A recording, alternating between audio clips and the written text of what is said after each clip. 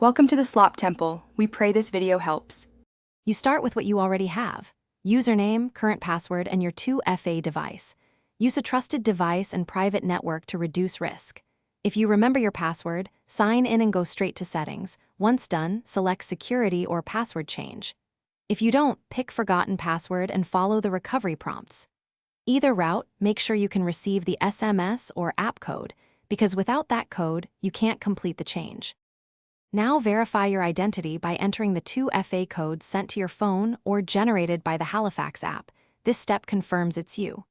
Once validated, choose Change Password and type a new, strong password, 8 or more characters with upper and lowercase, numbers, and symbols.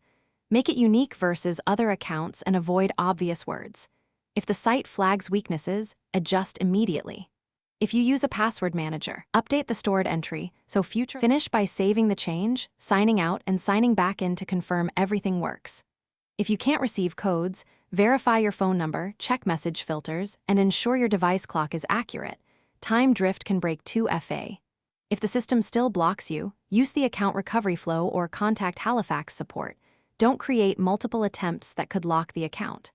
One key tip: if you suspect fraud, report it immediately so they can freeze. Thanks for watching. Consider subscribing if we helped you.